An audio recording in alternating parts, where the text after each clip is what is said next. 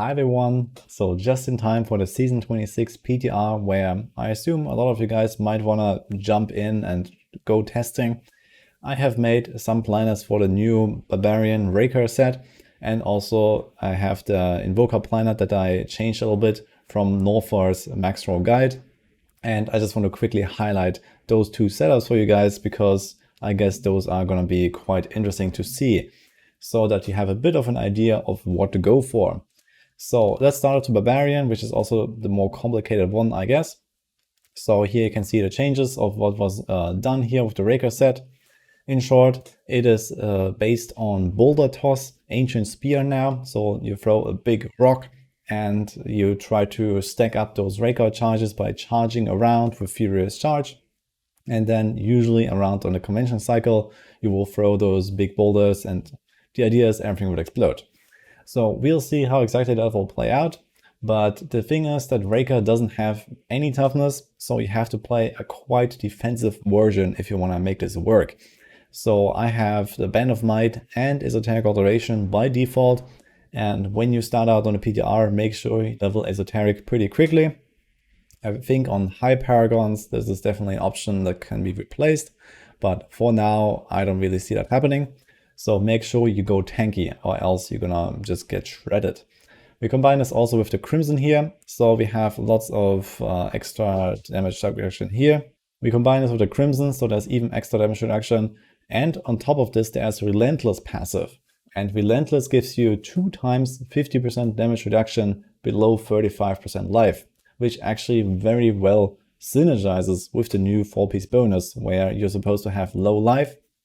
So the idea is that you stack up those Raekor charges, so you charge around with Furious Charge, you get those stacks, and then you charge out of the pool, and you throw your boulder, preferably at low HP. You have to see if this actually snapshots your low HP as you throw, because the idea is that you also heal up as you throw from this life per Fury spent rune from Thrive on Chaos, because we have all runes on Vortex Brace.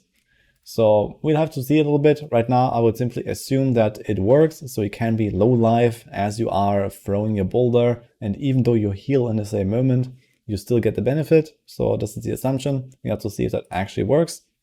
If not, there might actually be changes where we might drop Vortex Brace to benefit more from this low life effect. I don't think that weapon throw will be a very prominent feature of this whole setup. We'll have to see how much you actually want to use it. Realistically, you're gonna be just better off charging around anyway, the way it seems right now. And then maybe here and there you throw some weapons to get extra fury, but I don't really see that too much. You can check out the rest of the setups here. So there's the passive skills. I also made a speed version a little bit. Not very much different. Mostly we swapped the stricken to a powerful. And you could also experiment with, for example, removing Call of the Ancients here, and having something like Battle Rage for the speed and some damage, or even Sprint or Ignore Pain or something like that. So there are definitely some options for some of the skills. But what you definitely shouldn't replace is the Charge, the Shout, the Wrath, and obviously the Boulder Toss. So Weapon Throw is probably optional, and then one skill is also optional here. And I stacked a lot of cooldown reduction in this setup to make sure that we can actually cast the Wrath and Call of the Ancients basically back and forth. So they have a duration of 20 seconds each, and with enough cooldown reduction, you can, overlap them even a tiny bit, but you probably don't even have to go that hard on cooldown, and just make sure that you have enough so that you can always have one of those damage reduction buffs active. And secondly, here's the Invoker setup. So the main change that happened here, which makes it actually very powerful, is that the Thorns damage from the 6-piece bonus is applied to all targets hit, not just the first enemy hit. So obviously this makes this an AoE machine, and Punish is absolutely useless now because it's a single target spell as far as I know. But in any case, Slash's AoE is much better, and there's not really much of a reason to run Punish at all. It does have a better breakpoint, so in general you're probably going to be doing something like 20-25% more DPS on single target using Punish over Slash, but I don't think this is enough of a difference to include both skills in a setup.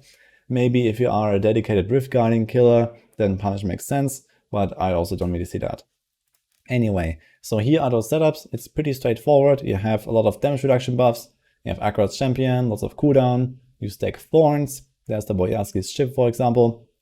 And obviously this is a Thorns build, so the idea is that you have it on all the items that you can, and you stack otherwise no damage stats.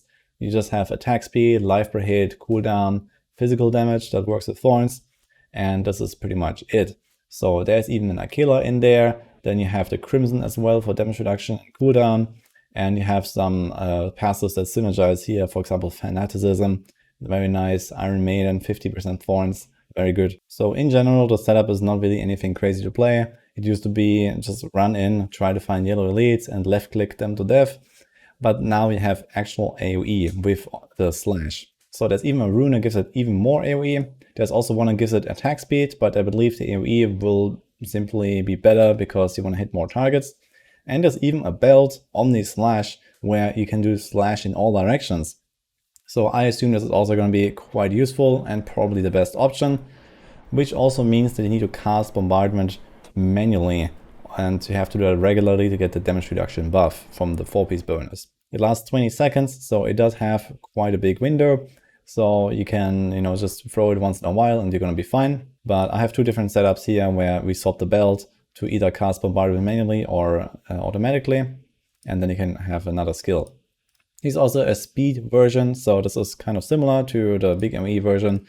Essentially, we just have no Stricken, just the Bane of the Powerful here, and an Echoing Fury. I believe this can be a quite useful item here because you just want to, attack as fast as possible to kill everything. And if you go through like 2-3 minute runs, this should actually feel pretty smooth.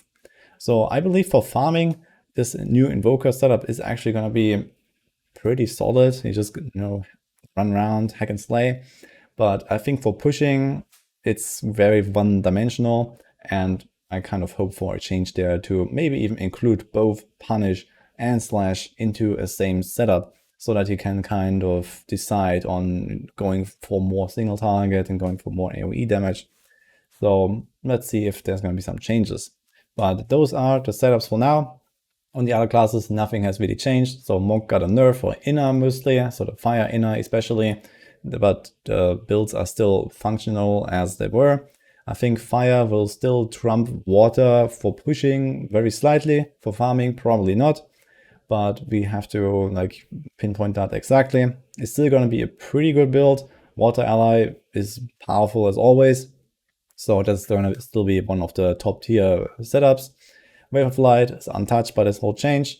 And he's also a slight nerf for some Crusader builds, but also nothing that really changes anything. In any case, you'll find the setups in the description, so if you're jumping on the PTR, go ahead. Also, I'll be streaming, I'll be making videos, so feel free to come hang out or comment and tell me about your own experiences. Maybe you have some innovation, or maybe there's some, other discoveries that you make, and we can talk about it. So this is just some basic setups, just quickly explaining how this will work.